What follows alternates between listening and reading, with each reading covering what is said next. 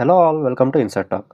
2017లో ముగిసిన 'Baahubali' epic journey ఇప్పుడు మళ్ళీ స్టార్ట్ అయింది. 'బాహుబలి ద ఎపిక్' రిలీజ్ చేసిన ఫ్యాన్స్‌కు దక్కిన అతిపెద్ద సర్ప్రైజ్ ఏంటంటే 'Baahubali the eternal war' teaser. SS Rajamouli గారు, ప్రభాస్ గారు, రానా దగ్గుబాటి గారి కాంబినేషన్‌ని మర్చిపోక ముందే ఆయన మనల్ని కొత్త యూనివర్స్‌లోకి తీసుకెళ్తున్నారు. ఈరోజు మనం ఈ 120 కోట్ల ప్రాజెక్ట్ టీజర్‌ను డీటెయిల్డ్ అనాలిసిస్ చేద్దాం.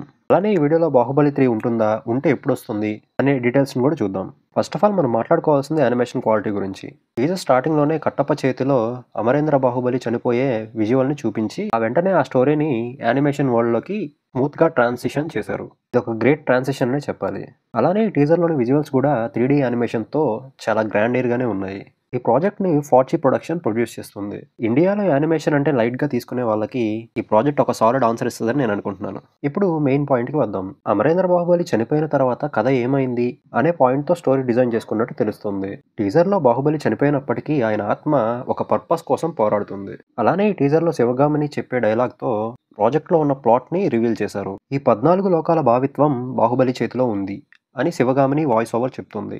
అంటే ఈ కథ దేవతలు మరియు రాక్షసుల మధ్య జరిగే ఎటర్నల్ వార్ చుట్టూ తిరుగుతుంది. బాహుబలి ఇప్పుడు కేవలం రాజుగా కాకుండా ఆ యుద్ధంలో ఒక కీ ప్లేయర్‌గా మారబోతున్నాడు. ఇక్కడ బిగ్ క్వెషన్ ఏంటంటే, అయితే ఇక్కడ బాహుబలి దేవుళ్ళ సైడ్ ఉంటాడా? లేదా రాక్షసుల సైడ్ ఉంటాడా? అనేది ఒక బిగ్ క్వెషన్‌గా మారిపోయింది. టీజర్‌లోని కొన్ని విజువల్స్ చూస్తే ఆయన శక్తిని బట్టి దేవతలు మరియు రాక్షసులు ఇద్దరూ ఆయన కోసం పోరాడుతున్నట్లుగా అనిపిస్తుంది. వీళ్ళు తీసుకున్న పాయింట్ అయితే బావుంది.